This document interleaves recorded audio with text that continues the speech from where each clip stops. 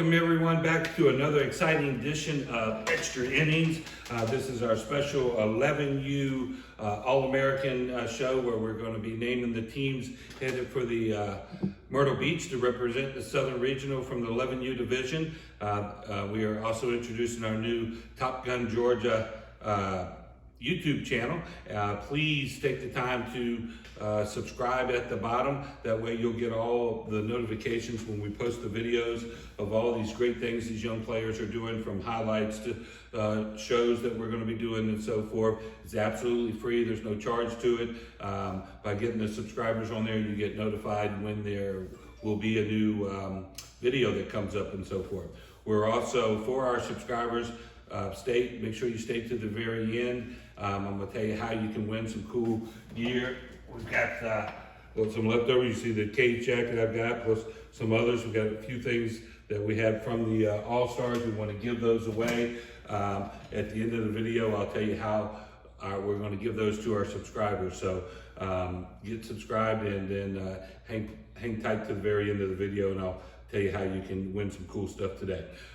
So what we're going to do is we're going to put all the players into two teams. It's going to be very similar to how we made the All-Star teams.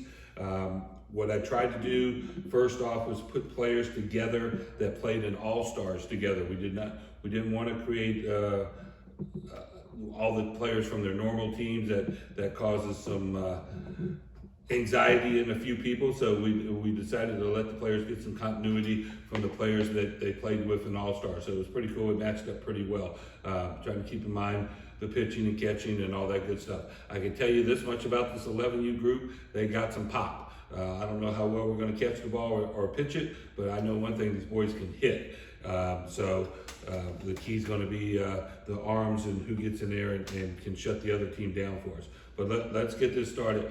Before we do, I just want to remind you the name for the new award show at the end of the year is called the Beastie Awards. The kids are going to win these monster trophies here that they loved last year at the All-Stars, and we're giving out awards for every single category that you see me posting stats on all the time: runs scored, RBIs, hits, ERA, strikeouts.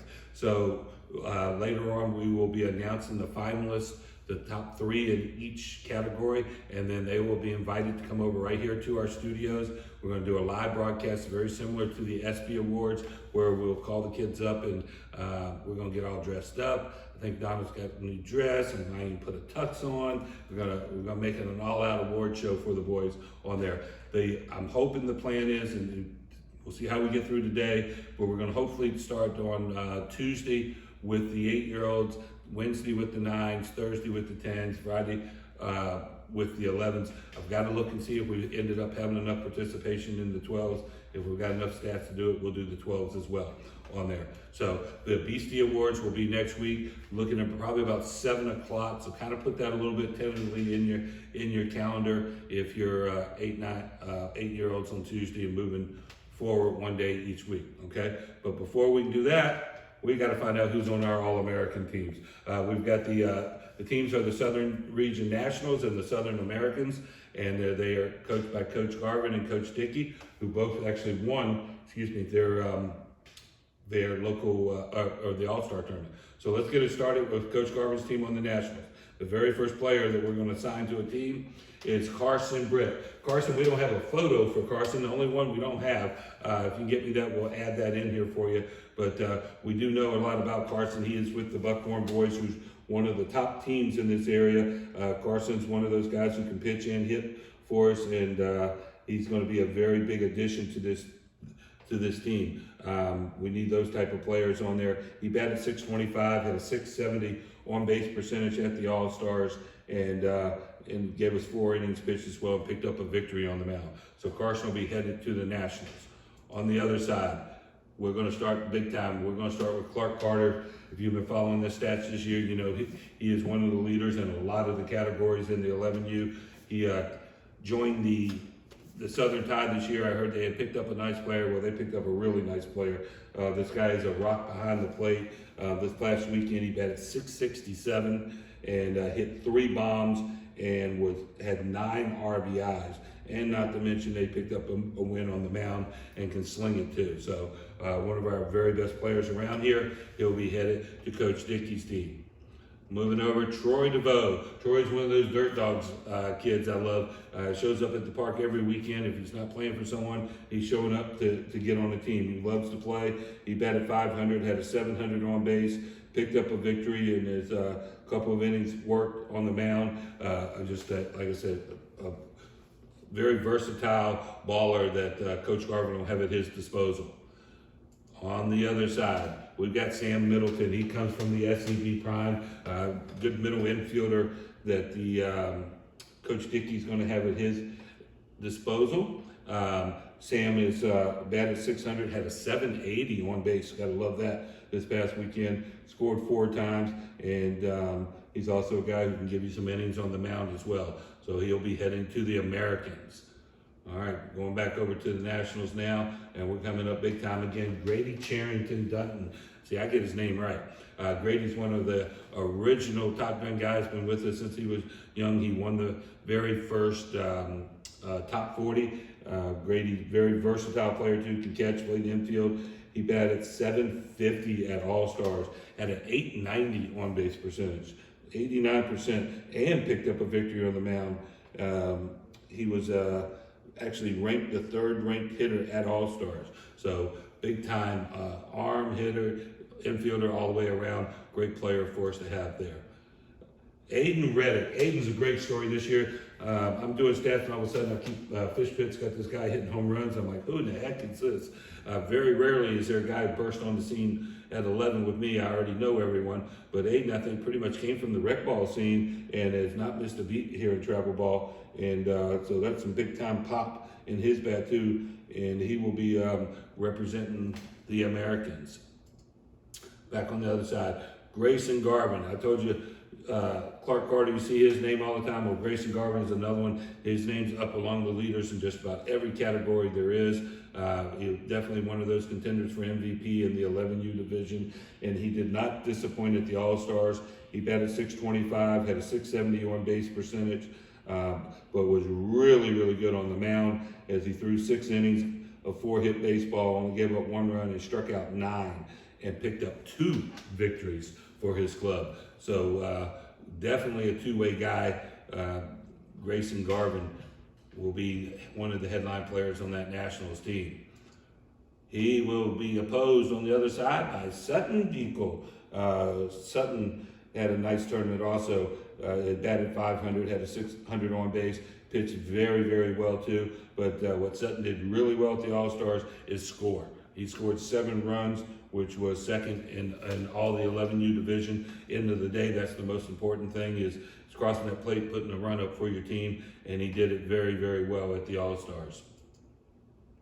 All right, DJ Eason. I don't know where DJ's from. I don't hear from him for a year, and then we have a big tournament, comes up and DJ pops up and is a star at that tournament. He's now playing with the Diamondbacks. DJ didn't hit as much as I've seen him in the past, but boy was he slinging the rock on the mound. He threw 8 strong innings, striking out 13, and get this, he was the winning pitcher 3 games. I don't know if I've had that happen maybe one other time in the tournament. So 3 victories on the mound. So came into a couple games, kept the score where it was, and his team took the lead and picked up the victory. So DJ definitely will be a big arm and bat for Coach Garvin's side. On the other side, let's talk about big bats. Kane Robertson from the Bombers, a very appropriate name for the team for him to play with. He batted 778, not bad. 800 on base, not bad. But listen to this, 14 RBIs. Next closest guy had 9. He was just smashing the ball, knocking runs in all over the place. He hit 5 out of the ballpark, broke me out of baseballs and home run medals. So absolutely the #1 ranked hitter in All-Stars and in all ages divisions. He was just a monster in Statesboro. We're hoping he's going to stay hot like that for Coach Dickey's team. On the other side is Camden Gates. So Camden, this is one of the things I love about this format. Everybody wants to try to turn it into a showcase and say they know who the best players are, this and that. And I've been arguing with you forever that if you give the same opportunity to some other players on some teams, it's the teams that are great. The players aren't as far apart as you think they are. The Copperheads were a brand new team this year. They had a very rough go of it most weekends, but I kept noticing Troy Devoe and Camden Gates names would pop up on the all-tournament teams. Well, they got it into an equal playing field this past weekend, and the guy from the D3 team that everyone said didn't belong here, he only batted .800. He only had an .880 on-base percentage.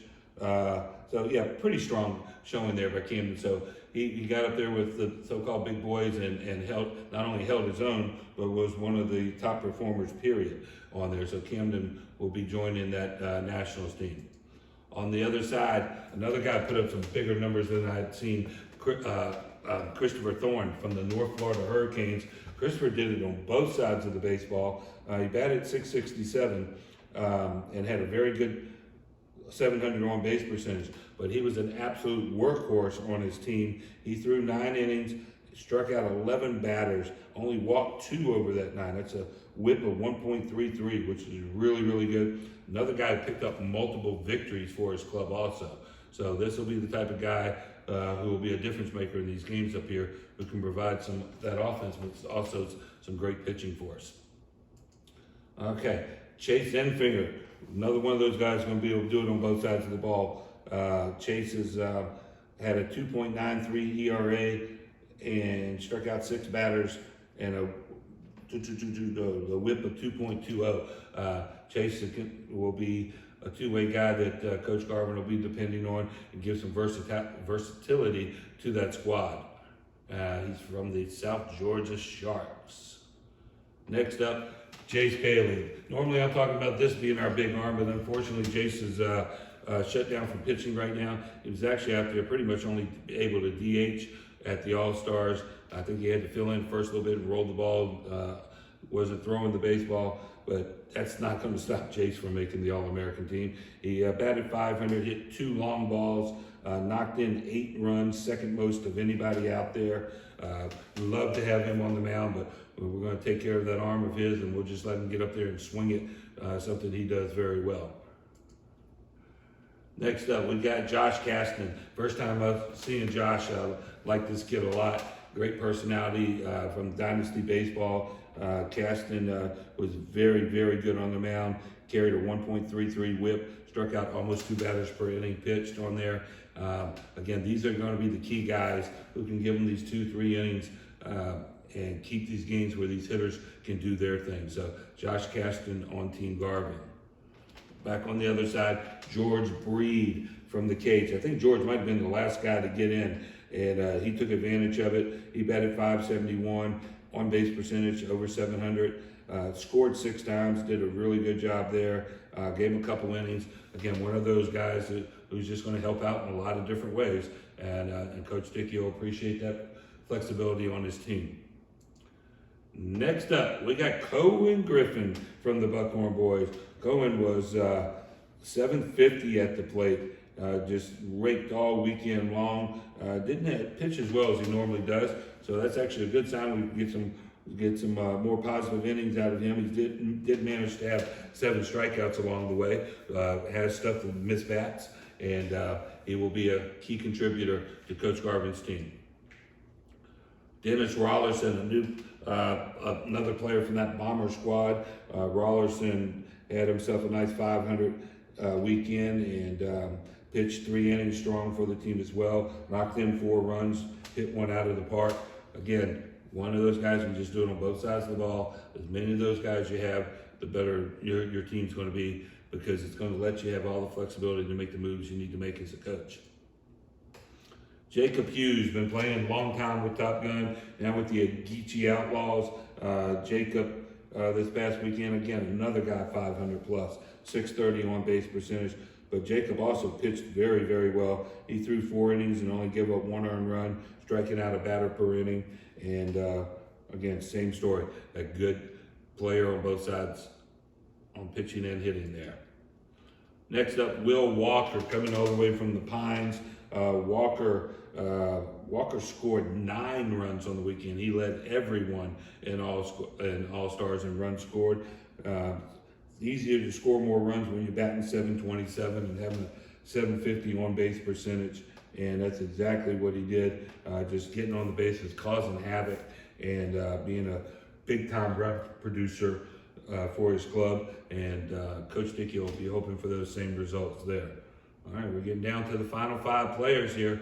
How's your team looking? They're starting to form. Again, hang on here to the very end. I'll tell you how you can get you some of the Top Gun gear. Make some nice comments, give us some likes here. We're trying to get this YouTube channel off the ground. Make sure you hit that subscribe button. You're going to want to be a subscriber so you can get all the cool updates and shows and everything that we do. So let's see who our final 5 players are. Up next, we got Bryce Nail from the Buckhorn boys. Again, 625 with a 670. I told you this group can absolutely rake. Bryce picked up a victory on the mound as well. She struck out 5 batters in 3 innings. Buckhorn boys being well represented at the Nationals. On the other side, we've got Elliot Ziegler. Elliot is just been throwing a lot of goose eggs up in the mound. He threw 3 more shutout innings, picked up, no, he didn't get a victory there.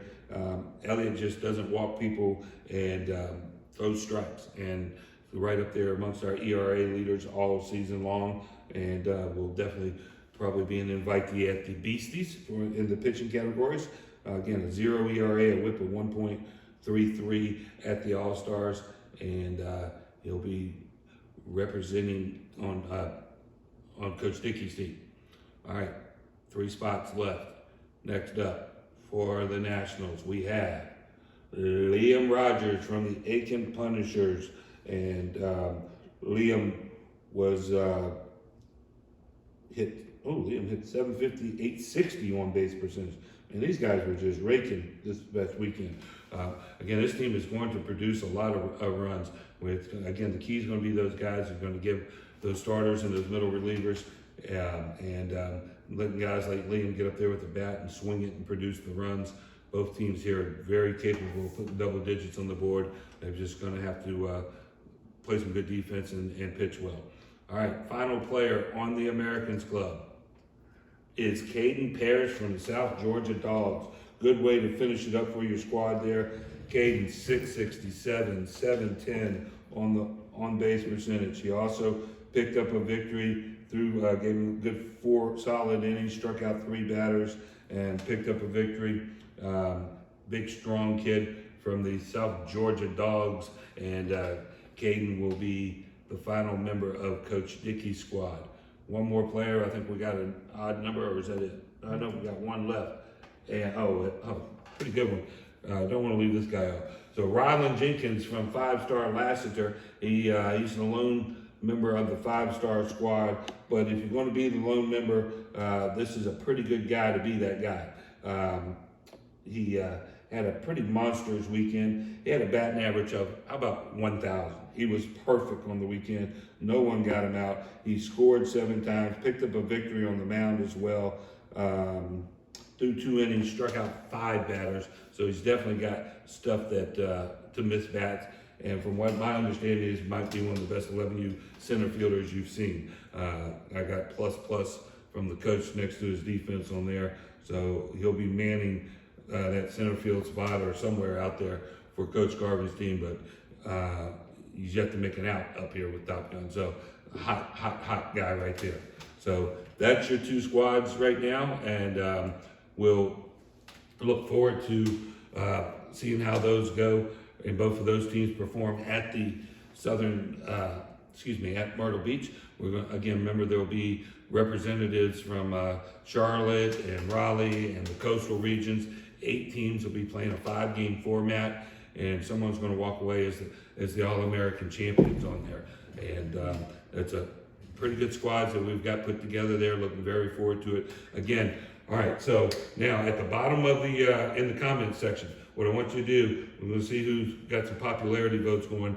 Type in the name of your favorite player that you would be voting for MVP for, and then from all the subscribers that we have, we're going to give a giveaway around. I think we're going to give away one of these gorgeous Cage jackets. So put your player's name in there that you'd like to vote for, and we'll put you in the drawing for that, again, for amongst all the subscribers. So click on the subscribe button if you like the program, like and give us some comments on there too. Again, we're trying to build this, the more comments and so forth that we get, the higher it moves up on the thing, so more people will be seeing these kids in actions when we start putting their highlight films and everything, and their stats and the award shows and all that. We want that to, a lot of people to see that. So, all right. Well, thank you once again for joining us on Extra Innings. And like a good closer, this thing is over.